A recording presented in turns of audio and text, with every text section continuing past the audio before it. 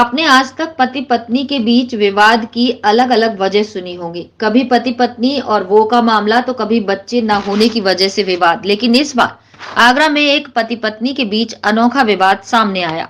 यहाँ एक शख्स ने अपनी पत्नी को इसलिए 3 बार तलाक बोलकर घर से निकाला क्योंकि उसके एक के बाद एक 3 बेटों को जन्म दिया। बेटी न होने से नाराज शख्स ने पत्नी को ही तलाक दे दिया।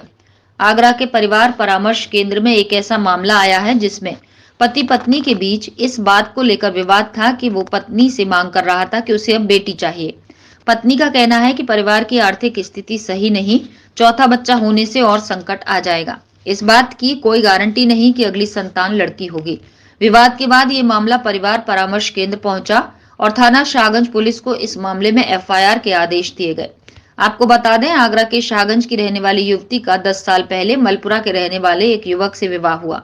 इसके बाद उसके 3 बच्चे हुए, तीनों लड़के थे, लेकिन पिता की चाहत थी घर में एक लड़की का जन्म हो, जिसके लिए उसने अपनी पत्नी से कहा, मुझे एक लड़की चाहिए।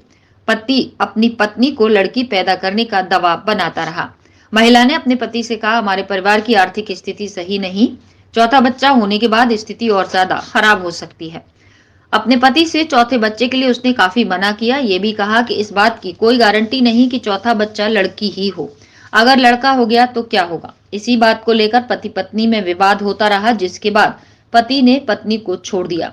इसके बाद ये मामला आगरा के परिवार परामर्श केंद्र पहुंचा, जहां पर काउंसलर द्वारा दोनों को समझाया गया, लेकिन पत्नी और पति दोनों अपनी अपनी बात पर अड़े रहे। एक आज बहुत ही अजीब मामला ऐसा आया।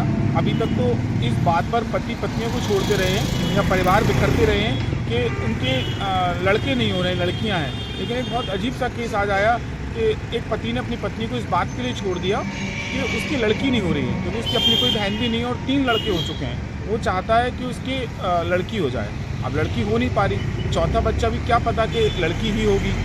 इस बात पर उसने पत्नी को छोड़ दिया और पत्नी बहुत दुखी होकर परिवार परामर्श केंद्र में आई।